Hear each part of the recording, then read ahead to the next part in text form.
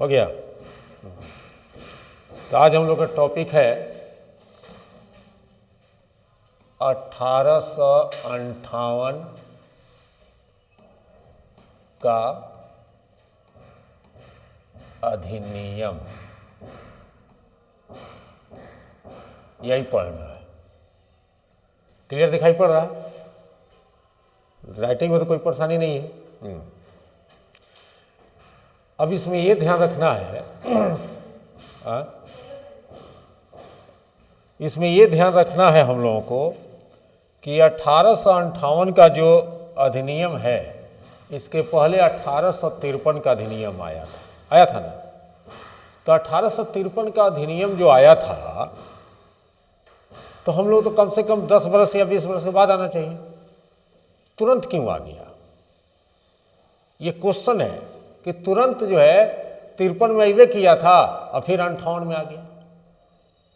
तो इसका प्रमुख कारण है कि आप लोग एक गवर्नर जनरल का नाम जानते होंगे, जिसका नाम है डलहौजी। डलहौजी का नाम जानते हैं? डलहौजी। ये डलहौजी साहब जो थे, ये 1848 में आए थे यहाँ के गवर्नर जनरल बनकर, भारत का गवर्नर जनरल बनकर, और ये 1856 तक थे। 1856 तक ये थे, ठीक है ना।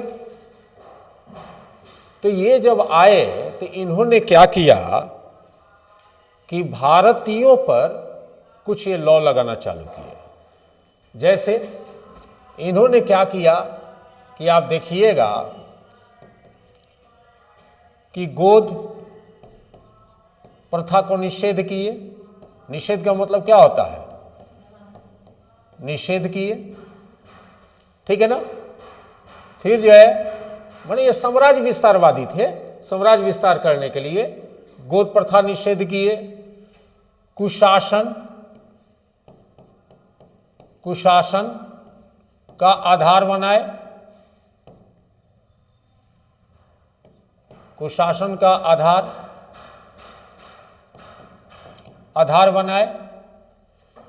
इस तरह इन्होंने क्या किया कि अपने साम्राज्य विस्तार के लिए इन्होंने जो है एक और सिद्धांत दिए, जिसको आप लोग जानते हैं, व्यापगत का सिद्धांत, ठीक है ना, जिसको आप डॉक्ट्रिन ऑफ लैक्स भी कह सकते हैं। डॉक्ट्रिन ऑफ लैप्स, ठीक है ना। तो ये जितना ये दिए ना, इसका सिर्फ एक कारण था कि अपने ब्रिटिश साम्राज्य का विस्तार, साम्राज्यवादी विस्तार, ठीक है ना, साम्राज्यवादी विस्तार। समझ में आ रहा है कि 1858 के अधिनियम आने का प्रमुख कारण था कि डलहौजी के द्वारा बनाई गई नीतियों से साम्राज्यवादी जो विस्तार हो रहे थे, उन साम्राज्यवादी विस्तार के विरोध में भारतीय रजवाड़े जो है आंदोलन, यानी कि अपना शुरू किए, जिसको कि आप विरोध कहिए या विद्रोह कहिए, जो कहिए। और आम जनता जो है भारतीय राजाओं को साथ देने लगी, क्योंकि इनके साम्राज्यवादी विस्तार का जो पॉइंट्स था, इसमें इन्होंने क्या किया था कि जिस राजा को बाल बच्चे नहीं हैं, तो पहले हमारे यहां गोद ले लिया जाता था। इन लोगों ने क्या किया कि गोद पर रोक लगा दी। किसने लगाया? डलहौजी ने गोद पर लेने पर रोक लगा दिया। क्या जी, एक दिन लेट होता है तो गार्जियन का फोन आ जाता है। हाँ, उसके बाद इन्होंने क्या किया कि कुशासन का आधार का जो है, उसके बाद क्या किया कि व्यापगत का सिद्धांत। तो कुशासन यानी कोई राजा शासन कर रहा है, उस पर लगा देना आरोप कि भाई तुम अच्छा राज नहीं करते हो, तुम्हारा राज करने का तरीका अच्छा नहीं है, तुम अपने जनता पर अत्याचार कर रहे हो। आरोप लगाना तो बहुत छोटा चीज है ना। आरोप लगाना आप देखिएगा इतना छोटा चीज है कि आरोप लोग लगाकर क्या करते थे कि साम्राज्य को अपने से मिला लिया। तो इससे भी जनता जो है, भारत की जनता, रजवाड़े तो विरुद्ध थे ही, मान लीजिए राजा तो विरुद्ध हो गए, लेकिन राजा जो है को अब भारत के लोग साथ देने लगे। उसमें व्यापगत का भी सिद्धांत आ गया। ये सब जो सिद्धांत आया, इसके अगेंस्ट में भारत की जनता जो है भारतीय रजवाड़ों के साथ हो गई, और इसी का जो है परिणाम निकला 1857 का विद्रोह। ठीक है ना, 1857 का विद्रोह इसका परिणाम निकला। हालांकि ठीक है, इसका तत्कालिक कारण माना जाता है कि चर्बी युक्त कारतूस था कि नहीं, तो उस समय मंगल पांडे इन लोगों को अच्छा नहीं लगा, तो इन लोगों ने क्या किया कि विद्रोह कर दिया। वो तत्कालिक कारण था, लेकिन रियल कारण आप देखिएगा कि यही सब था। ठीक है ना, आपको हिस्ट्री में देखिएगा कि उसमें बहुत सारे आपको इकोनॉमिकल भी कंडीशन बताया जाएगा, सोशल भी इशू बताई जाएगी, ये सभी नीतियां बताई जाएंगी, तब 1857 का जो है स्वतंत्रता संग्राम या विद्रोह का जो है हम लोग ये दे सकते हैं। तो 1853 के बाद 1858 का अधिनियम का आने का प्रमुख कारण था 1857 का विद्रोह। ठीक है ना, जब ये विद्रोह हो गया तो क्या किया गया कि सबसे पहले 1858 के अधिनियम के तहत east India company, east India जो कंपनी थी, इस कंपनी का जो राजनीतिक जो अधिकार था, शासन करने का जो अधिकार था, उसको समाप्त कर दिया गया, उसको छीन लिया गया। और छीन के किसको दे दिया गया? ब्रिटिश क्राउन को, ब्रिटिश क्राउन को दे दिया गया। ठीक है ना, क्राउन का मतलब क्या हुआ? ब्रिटिश क्राउन का मतलब हो गया राजा रानी। ठीक है ना, राजा प्लस रानी का जो है इनको मिल गया। ठीक है, उसके बाद इसमें कुछ परिवर्तन किया गया। तो सबसे पहले जो है आप लोग 1858 का तो अधिनियम आप हेडिंग बनाए होंगे, लेकिन उसके पहले आप लोग लिखिए कि एक 1858 का अधिनियम आया क्यों। ठीक है ना, तो लिखिएगा लॉर्ड डलहौजी, लॉर्ड डलहौजी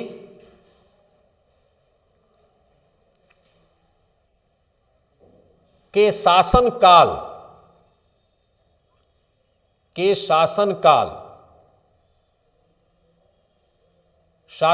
का ये डेटिंग लिख दीजिएगा, 1848 1856 तक इसका शासनकाल था, ये लिख दीजिएगा कोष्ट में।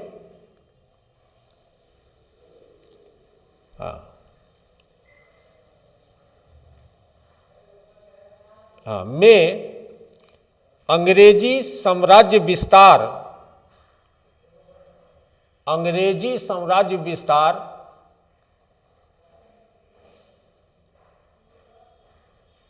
नीति को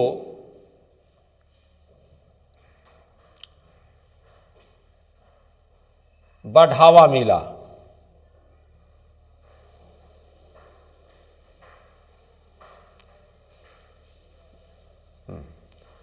व्यापगत सिद्धांत, व्यापगत सिद्धांत, इसको अंग्रेजी में डॉक्ट्रिन ऑफ लैप्स भी लिख लीजिएगा कोष्ट में, क्योंकि ये भी डाल देता है।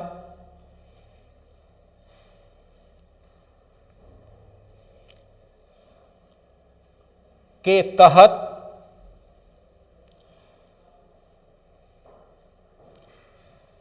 कई राजवाड़ों को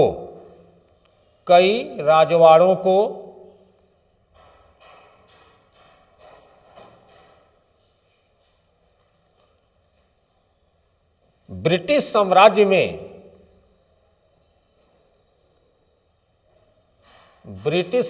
में मिला लिया गया।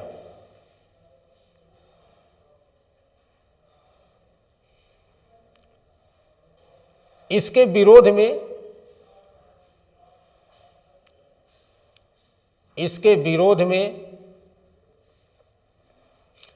राजवाड़ों ने तीव्र प्रतिक्रिया दिखाई।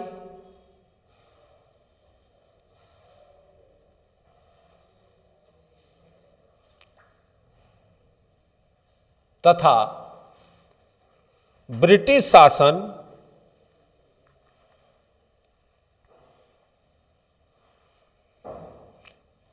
शासन से असंतुष्ट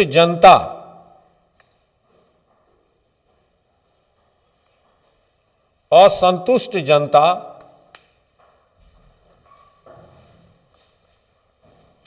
ने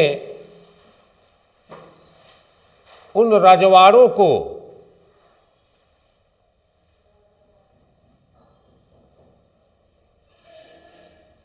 भरपूर सहयोग दिया,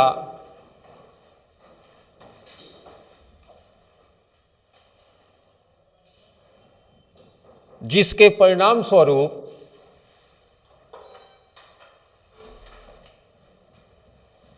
जिसके परिणाम स्वरूप 1857 का प्रथम स्वतंत्रता संग्राम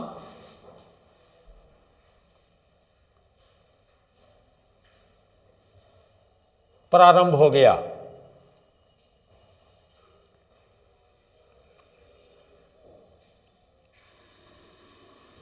अंग्रेजों ने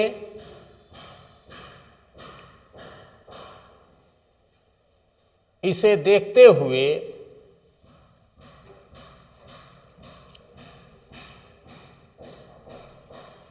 या देखते हुए नहीं, इसे दबाते हुए लिख लीजिए, इसे दबाते हुए, क्या चीज दबाते हुए? विद्रोह जो था उसको दबाते हुए भारतीय साम्राज्य पर अपना विस्तार कर लिया।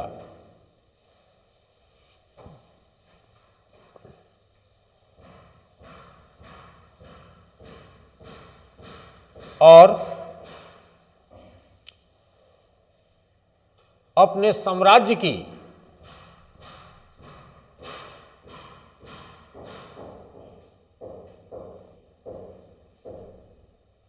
हितों की सुरक्षा के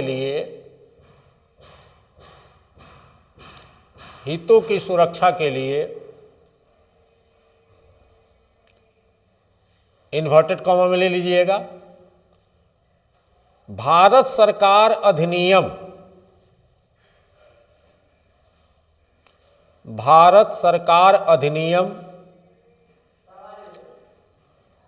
1858 इन्वर्टेड कॉमा बंद कर दीजिए, ब्रिटिश संसद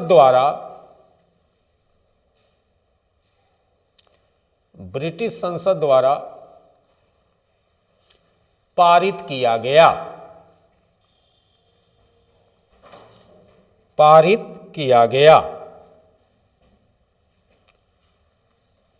हो गया। चलिए अब जो है आप लोग हेडिंग बनाइए, भारत सरकार अधिनियम 1858।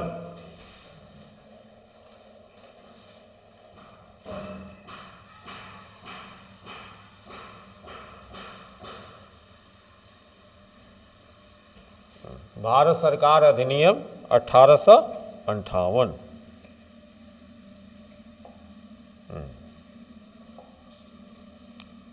ठीक है।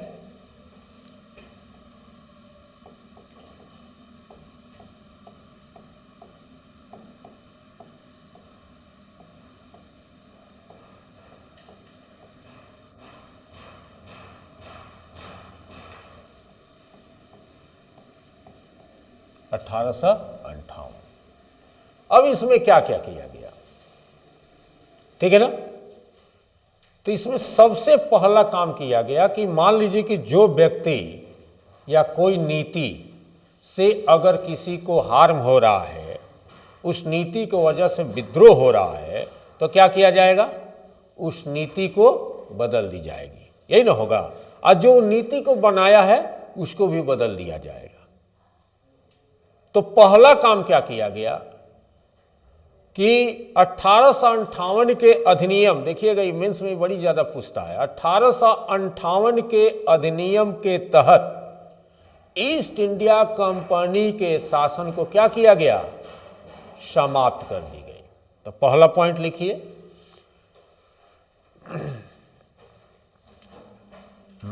भारत से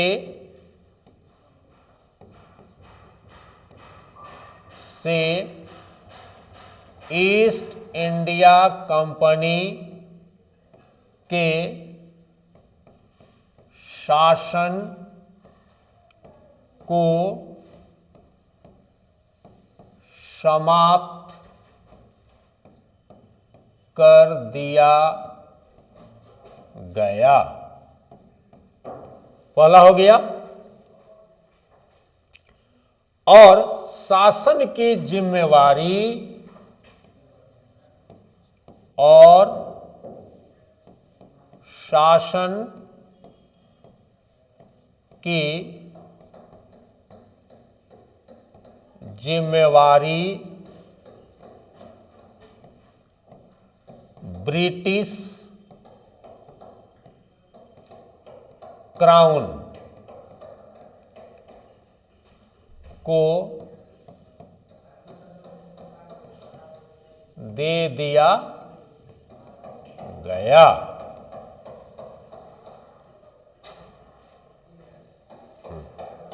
ठीक है ना, क्लियर हो गया। चलिए एक इसी में नोट लिख लीजिए, नोट जरूरी होता है लिखना। लिखिएगा, यह ईस्ट इंडिया कंपनी, यह ईस्ट इंडिया कंपनी के शासन को समाप्त कर दिया गया या समाप्त कर दिया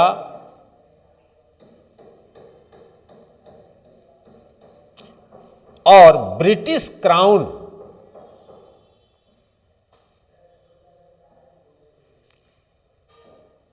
के शासन की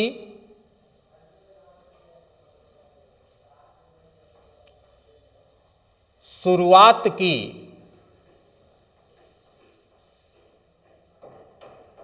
घोषणा की गई।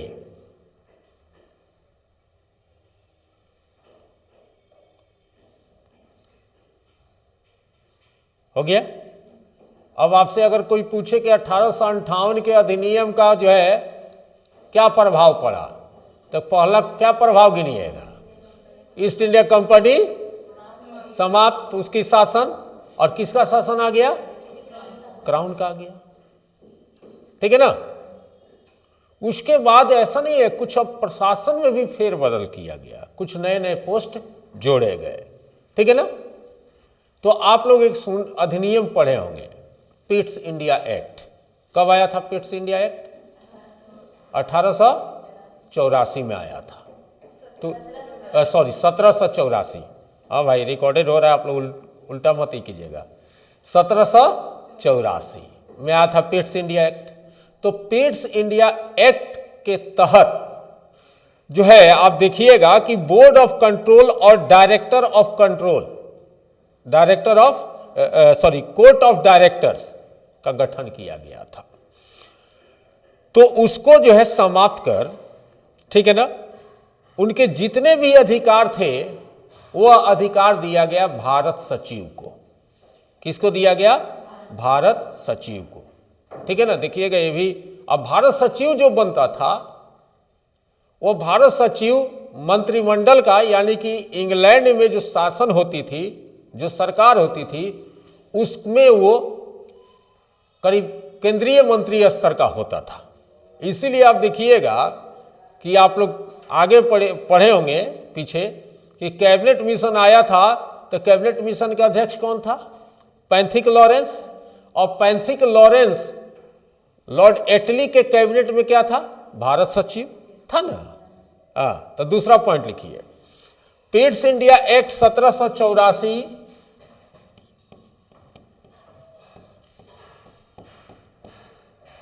पिट्स इंडिया एक्ट 1784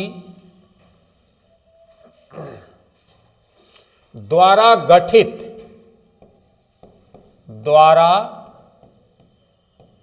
गठित बोर्ड ऑफ कंट्रोल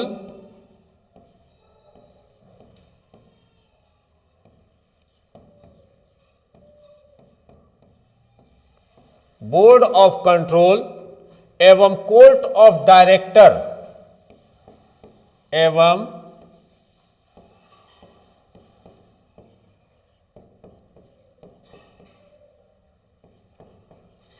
डायरेक्टर्स को समाप्त कर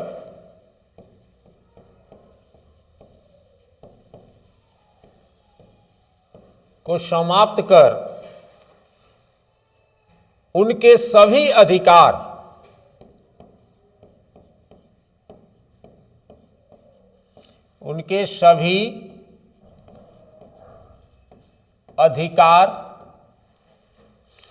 भारत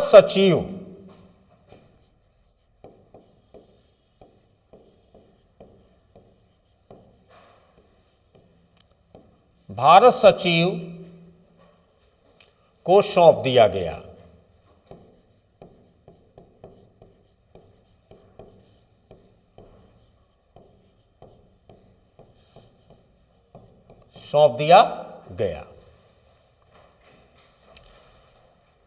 दिखाई पड़ा ना ठीक से? ये तो जाएगा, मान लो कि क्लास अगर जाएगा थी पर तो लिखाई तो ठीक है आज कि नहीं? चलिए अगला पॉइंट।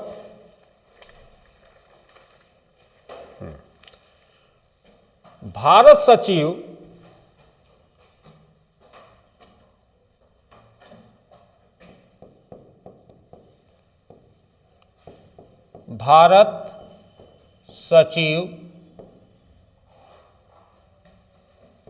ब्रिटिश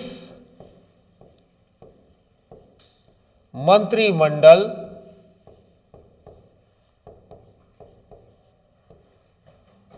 का सदस्य होता था।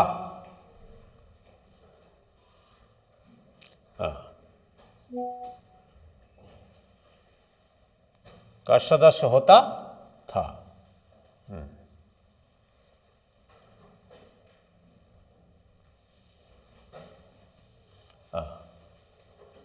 भारत सचिव की सहायता के लिए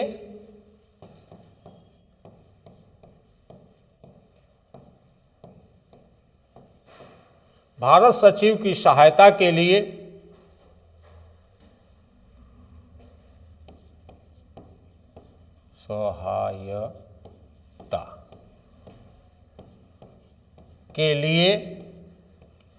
15 सदस्यीय भारत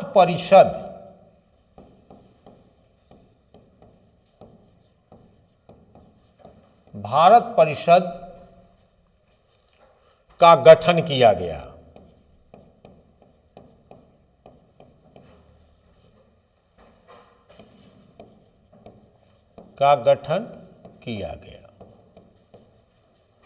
ठीक है ना?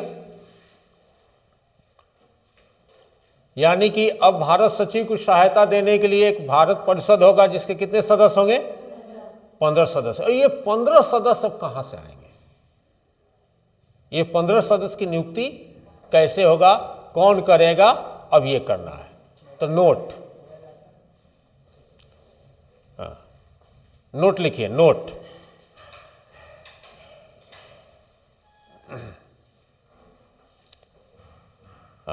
8 सदस्यों की नियुक्ति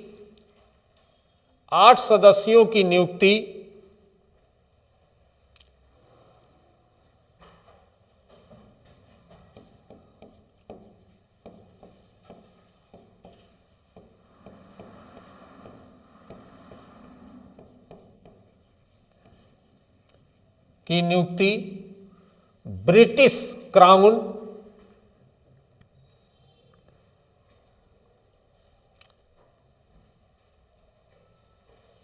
या ब्रिटिश सरकार लिखिए, ब्रिटिश सरकार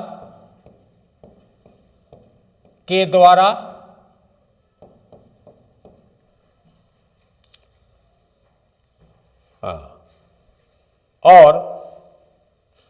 7 सदस्यों की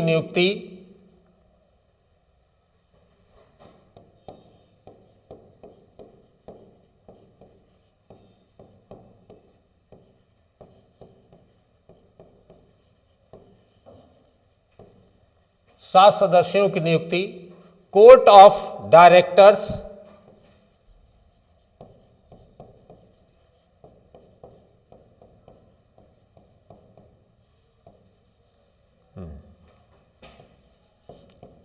करते थे।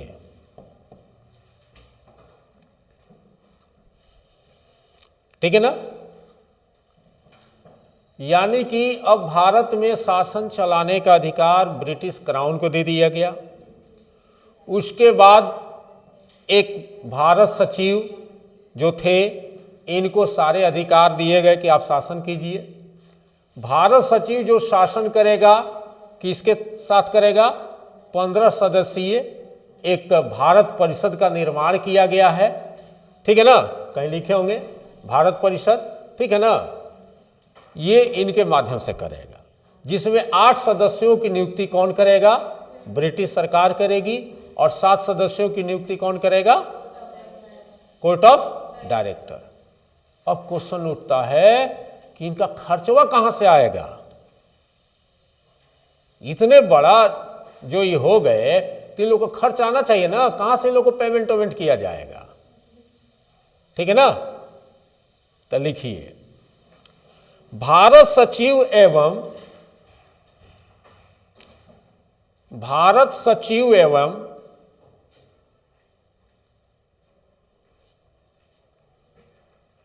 उसकी परिषद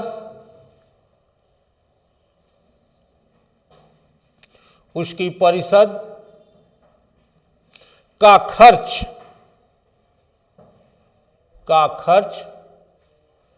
भारतीय राजस्व से या भारतीय राजकोष से दिया जाना था।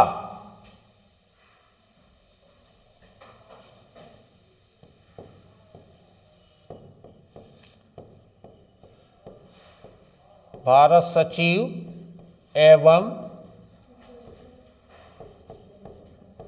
भारत परिषद के सदस्यों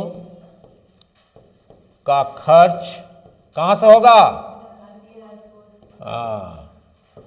भारतीय राजकोष से होगी। यही बात है ना? इसमें कोई डाउट आप लोगों को? एकदम ये सब को जो है ना याद कर लीजिएगा आप लोग, तो परीक्षा में बहुत आपको हेल्प मिलेगा। ठीक है? अब अगला कदम उठाया गया कि ये भारत सचिव जो है किसके प्रति उत्तरदायी होंगे? क्या जी? किसके प्रति उत्तरदायी होंगे? जैसे कि मान लीजिए कि हर जगह अगर आप कोई गलती करेंगे तो कंप्लेन हम लोग कहां करेंगे? आपके पेरेंट्स से, क्योंकि आप उनके प्रति उत्तरदायी आपका है, वो डांट डपट करेंगे। ठीक उसी तरह भारत सचिव किसके प्रति उत्तरदायी होगा? ब्रिटिश क्राउन के प्रति। वेरी गुड, लिखिए, भारत सचिव ब्रिटिश संसद के प्रति कई नंबर पॉइंट था वो तो पॉइंट बोल दो तो पॉइंट में कौन कई नंबर था? 3 था। भारत सचिव ब्रिटिश संसद के प्रति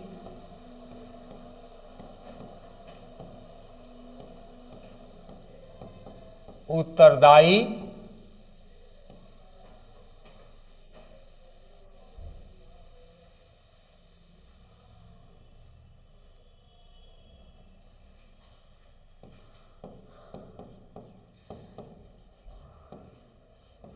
था। ठीक है ना। अब बताइए कि इतना चीज समझे तो सत्ता अब इसका क्या हुआ। जैसे कि आप लोग देखिएगा कि दो तरह का होता है, एक केंद्रीकृत सत्ता सेंट्रलाइज शासन, एक होता है डिसेंट्रलाइज। जैसे भारत में देखिएगा कि शासन एक आदमी के हाथ में नहीं है, डिसेंट्रलाइज है। पंचायत होता है, फिर विधानसभा का चुनाव होता है, फिर लोकसभा का होता है कि नहीं। तो भारत का देखिएगा कि संविधान कहा जाता है कि ये जो है कभी कभी एकात्मक हो जाता है, केंद्रीकरण हो जाता है। तो कब होता है, जैसे कि मान लीजिए कि भारत के किसी भाग में या भारत पर अगर किसी तरह का ये हो जाए तो आपात उपबंध लगा के एकीकृत कर दिया जाता है ना। तो यहां पर अब ये क्वेश्चन उठता है कि 1858 के अधिनियम के तहत जब इतना परिवर्तन किया तो सत्ता का क्या हुआ। तो हमेशा समझिए सत्ता का सेंट्रलाइजेशन हो गया, यानी कि सत्ता केंद्रीकृत हो गई। तो पैराग्राफ चेंज करके लिखिएगा, इस प्रकार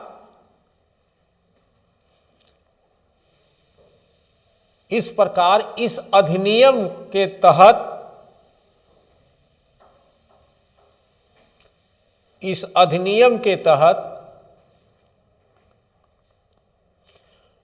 भारत के शासन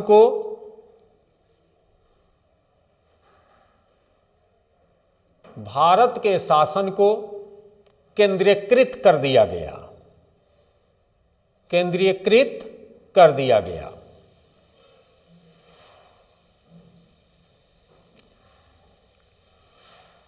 हो गया।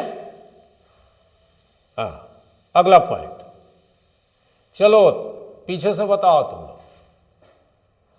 कि द्वैध शासन किस अधिनियम के तहत लागू किया गया था भारत में।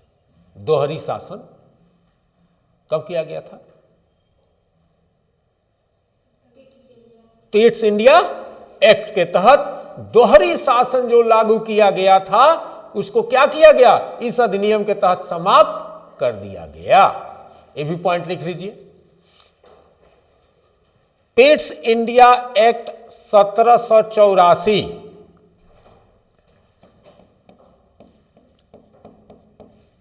पिट्स इंडिया एक्ट 1784 के द्वारा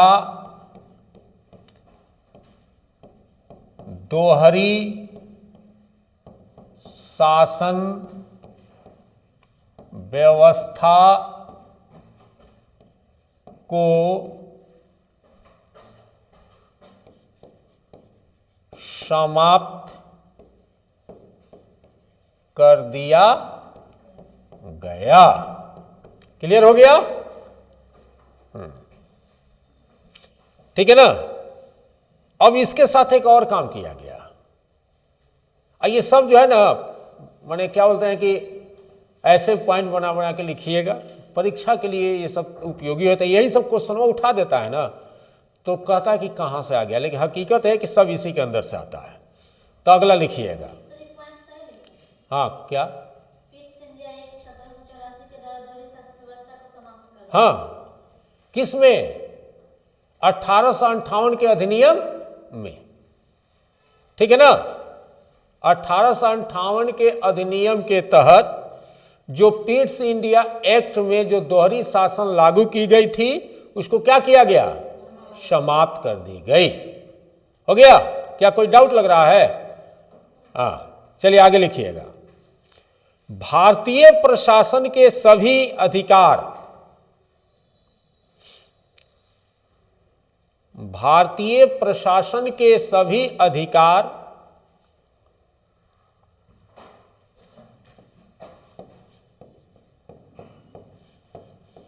भारतीय प्रशासन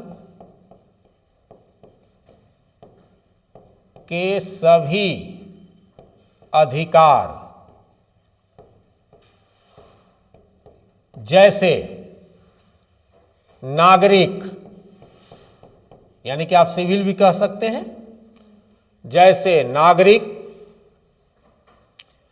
एवं सैनिक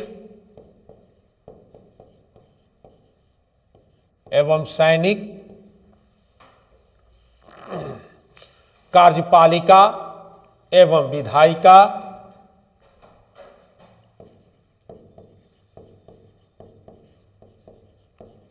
कार्यपालिका एवं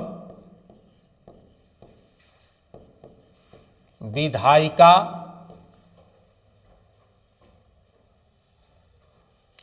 गवर्नर जनरल को सौंप दिया गया।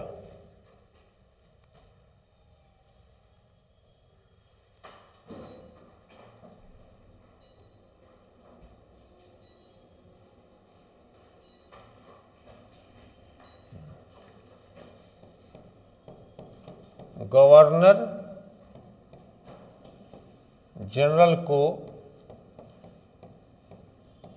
सौंप दिया गया। हो गया। अब जब पूछेगा कि गवर्नर जनरल किसके प्रति उत्तरदायी था, अब क्वेश्चन ये आ जाता है। पहले पूछा गया कि भारत सचिव किसके प्रति उत्तरदायी था, तो ब्रिटिश संसद, ठीक है। अब पूछा जाएगा कि इतना पावर जब गवर्नर जनरल को दे दिया गया तो गवर्नर जनरल किसके प्रति उत्तरदायी था, भारत सचिव के प्रति, क्योंकि गवर्नर जनरल को बहुत पावर मिल गया था। तो इनका भी तो कुछ लायबिलिटी है, गलती करेंगे तो लिख लीजिए गवर्नर जनरल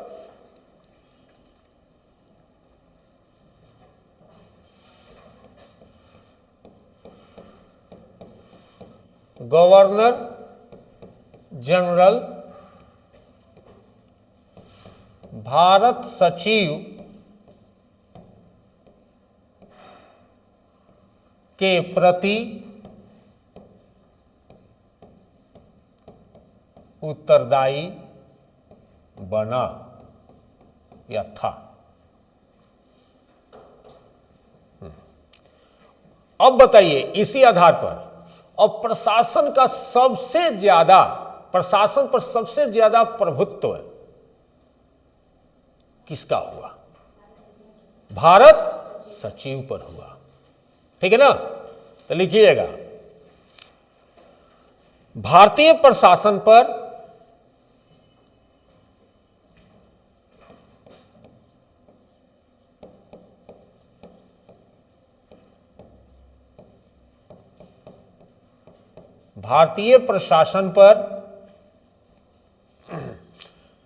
भारत सचिव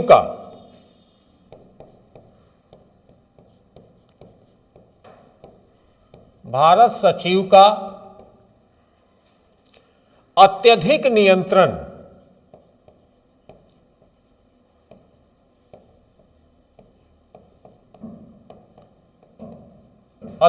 नियंत्रण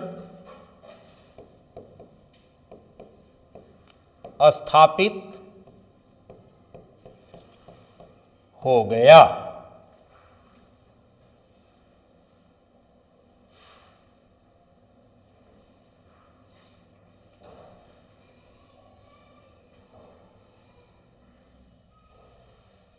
हो गया।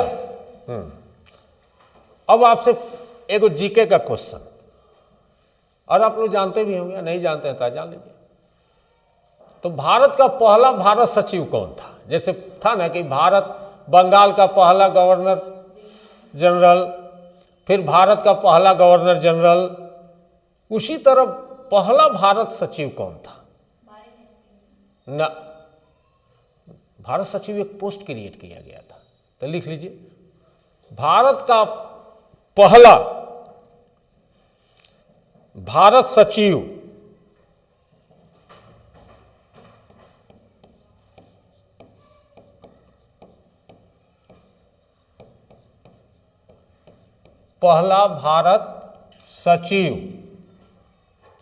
लॉर्ड स्टेनली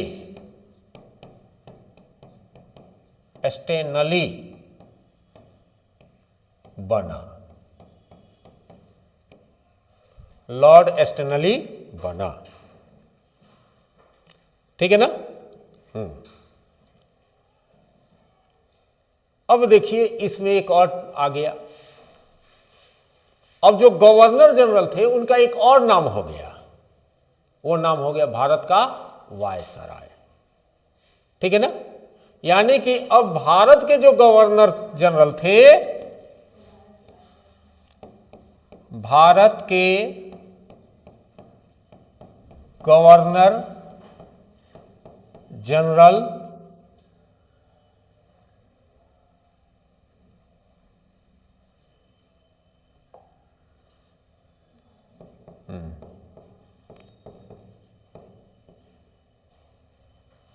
ये जो थे गवर्नर जनरल अब वायसराय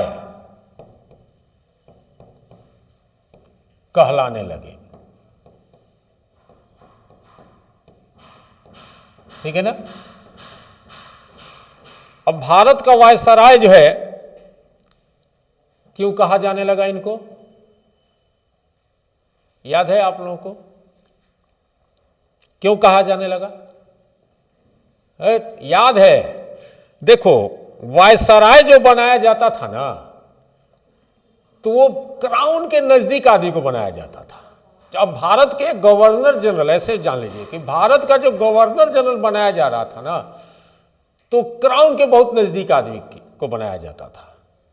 और क्राउन के जब नजदीकी था, इसी कारण उसको वायसराय कहा जाता था। अगर आपसे पूछा जाए कि भारत का पहला वायसराय कौन था, क्या बताइएगा? ध्यान रखिए। फिर 1857 के क्रांति के समय भारत का गवर्नर जनरल कौन था? Lord Canning. कौन था? Lord Canning. और 1858 में अधिनियम आया, तो भारत का पहला वायसराय लॉर्ड कैनिंग बना। ये भी लिख लीजिए, भारत का पहला वायसराय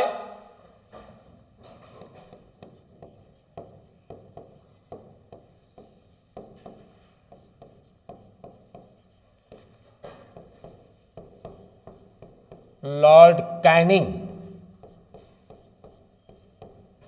बना। हो गया। अब जो है सब लिखा गया। थोड़ा टाइम तो लग रहा है, लेकिन याद हो जाना चाहिए। एक बार और रिवीजन जब किया जाएगा। अब जो है इंग्लैंड के जो महारानी थी, उन्होंने एक घोषणा किया इलाहाबाद में। उस घोषणा को भारत के नागरिकों के लिए मैग्ना कार्टा कहा जाता है। ठीक है ना। तो ये घोषणा क्या था? तो देखिएगा, ये नई कोई चीज नहीं है, लेकिन फिर भी इसको नया बनाया गया। हेडिंग बनाइए, 1 नवंबर 1858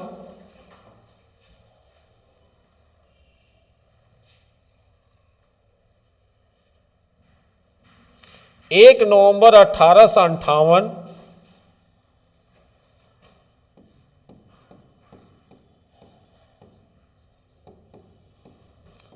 1858 की घोषणा। 1 नवंबर 1858 की घोषणा। यह घोषणा किया गया था इलाहाबाद में।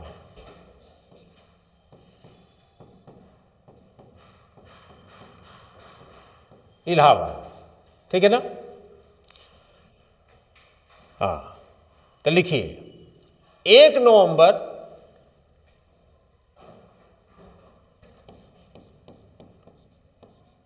1858 को महारानी विक्टोरिया, महारानी विक्टोरिया ब्रिटेन की महारानी थी, तो पता है ना। महारानी विक्टोरिया ने घोषणा की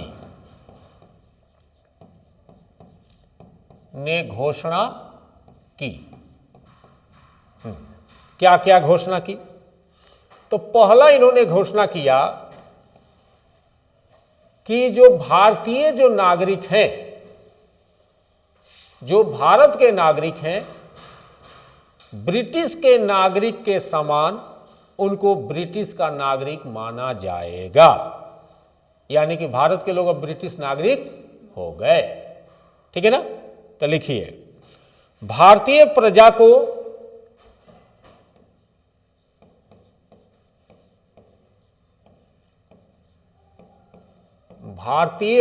को ब्रिटिश प्रजा के समान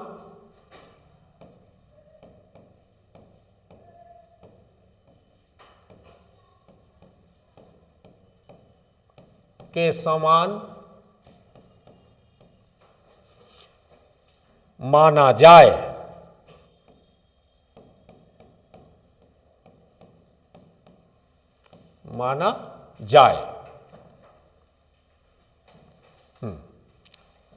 ठीक है ना।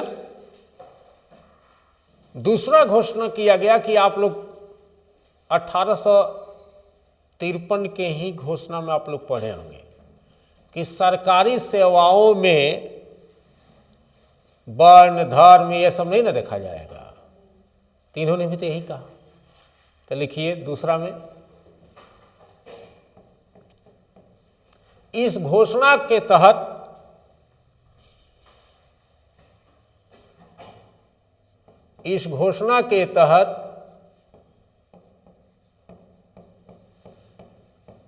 भारतीय लोगों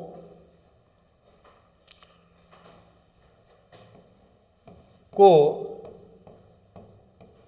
सरकारी सेवाओं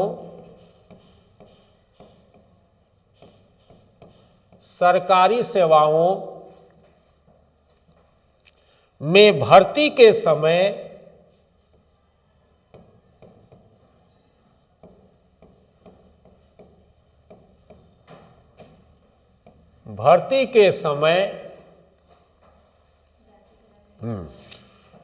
मूल वंश,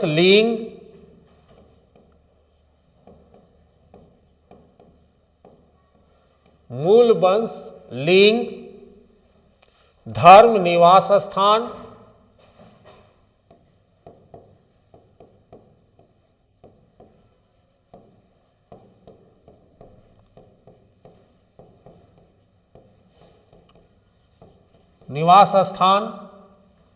आदि पर या आदि के आधार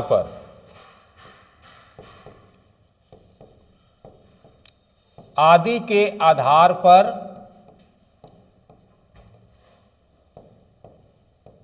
भेदभाव नहीं किया जाएगा।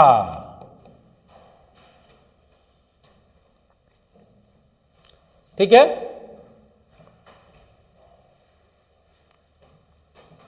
ये तो अच्छा लग रहा है ना।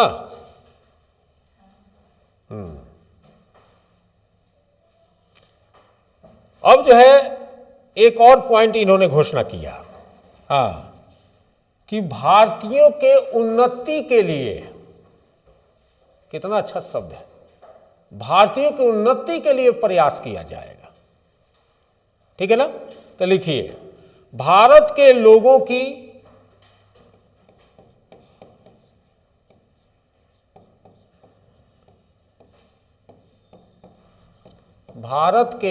की भौतिक उन्नति के लिए, या भौतिक एवं नैतिक भी लिख लीजिए, एवं नैतिक उन्नति के लिए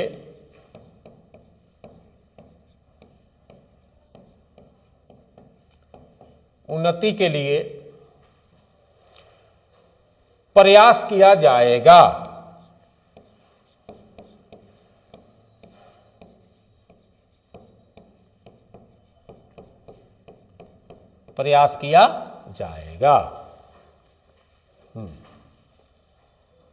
ठीक है ना। और अंतिम में लिख लीजिए पैराग्राफ चेंज करके, इस घोषणा, महारानी की इस घोषणा को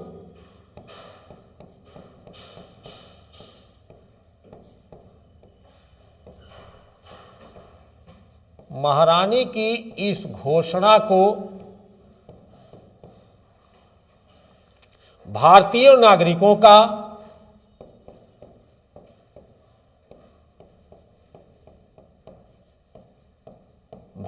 नागरिकों का मैग्ना कार्टा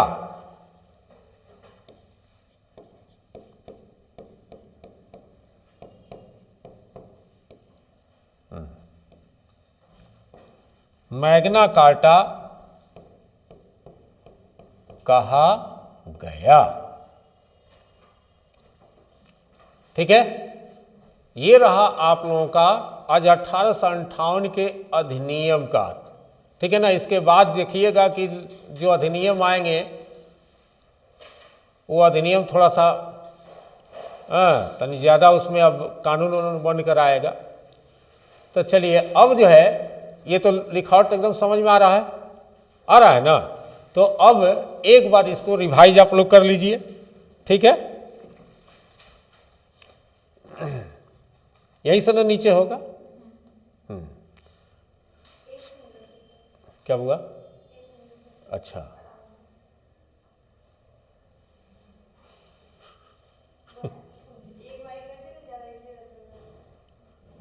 हाँ चलिए अब आप लोग बताइए, खैर बोलते जाइए, उसके बाद में ये करते हैं कि 1858 के अधिनियम आने का कारण क्या था।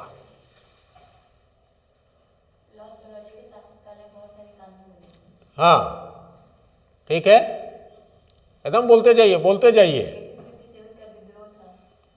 हाँ, अगर एक लाइन ऐसे क्वेश्चन किया जाए तो आप इतना ही आंसर दे के रुक सकते हैं कि 1857 के विद्रोह के कारण 1858 के अधिनियम को लाया गया।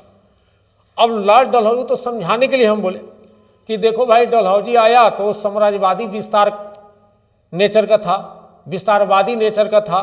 तो साम्राज्यवाद विस्तार के लिए उसने गोद प्रथा निषेध कर दिया, डॉक्ट्रिन ऑफ लैप्स लागू किया, कुशासन का आधार बनाया, और इस तरह भारतीय राजवाड़ों पर यानी कि भारत का जो राजा थे उनके राज्यों पर वो कब्जा करना चालू कर दिया, जिसके कारण भारतीय राजा जो है उसके विरोध में आ गए।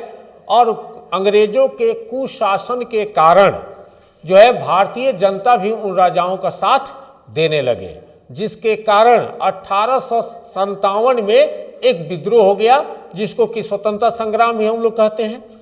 तो यह जब विद्रोह हुआ, अब विद्रोह होने के तो और भी कारण है, जैसे कि तत्कालिक कारण में चर्बी युक्त कारतूस ये सब का नाम लिया जाता है, लेकिन अभी उसको हम लोग वहां रख दें, अभी अधिनियम हम लोग पढ़ रहे हैं। तो जब 1857 का विद्रोह हुआ, उस समय तक अंग्रेजों ने क्या किया कि विद्रोह को दबाकर भारतीय राजाओं के रजवाड़ों पर लगभग अधिकार कर चुका था।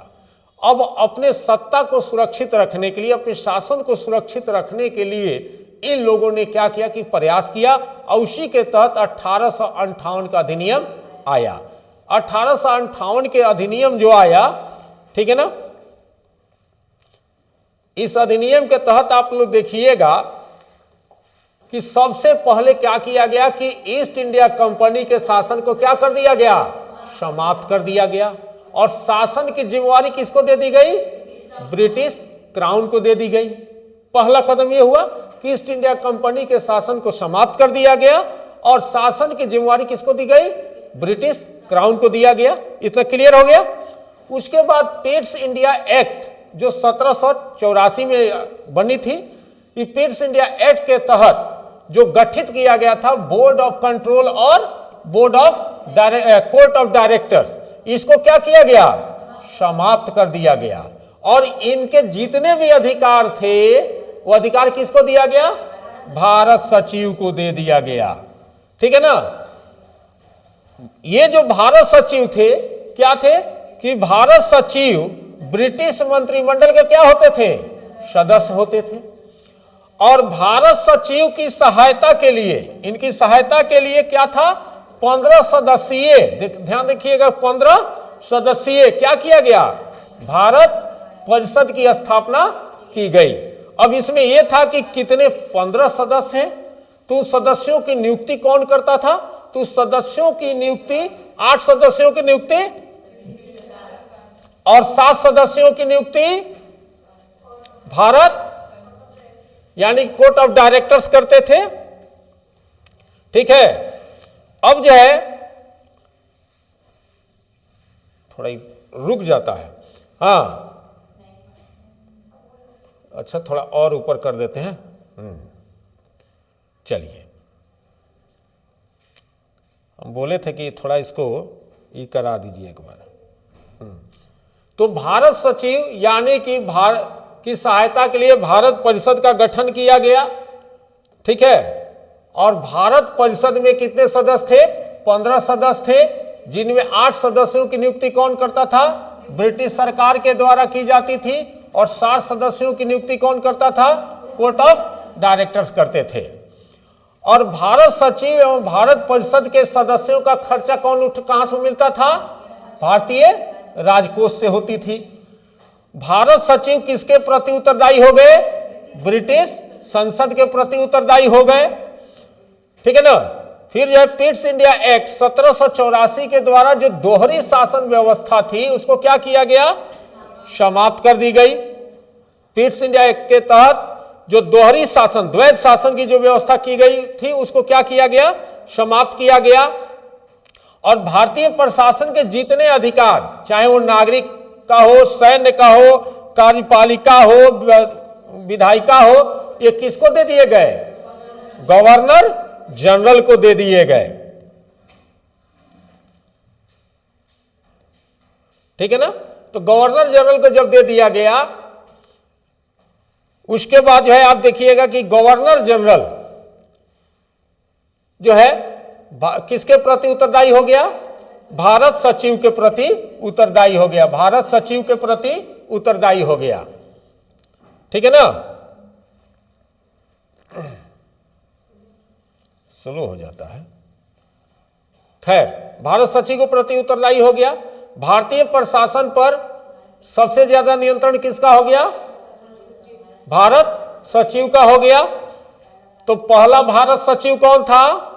लॉर्ड एस्टेनली। भारत के गवर्नर जनरल को क्या कहा जाने लगा? वायसराय। तो भारत का पहला वायसराय लॉर्ड कैनिंग, ठीक है। उसके बाद क्या हुआ कि नवंबर में 1 नवंबर 1858 को एक घोषणा हुई। किसकी घोषणा थी? महारानी की घोषणा थी। यह घोषणा कहां महारानी ने किया था? इलाहाबाद में। तो इन्होंने घोषणा में क्या कहा था कि भारतीय जो प्रजा थे वो ब्रिटिश प्रजा के समान हो गए, यही ना। उसके बाद भारतीय लोगों को जो नौकरी दी जाएगी, सरकारी सेवाओं में जो भर्ती की जाएगी, उसमें क्या होगा? मूल वंश, लिंग, धर्म, जन्म स्थान आदि पर भेदभाव नहीं किए जाएंगे। और अंतिम में क्या था? और भारत के लोगों के लिए क्या किया जाएगा? भौतिक एवं नैतिक उन्नति के लिए प्रयास किया जाएगा। तो इनकी घोषणा, महारानी की घोषणा भारतीय नागरिकों का क्या कहा गया? मैग्ना कार्टा कहा गया। ये आपका आज अधिनियम जो है समाप्त हुआ, ठीक है। अब जो है कल हम लोग अगला ये करेंगे। इसमें कुछ पूछना है आप लोगों को? हाँ, कुछ नहीं।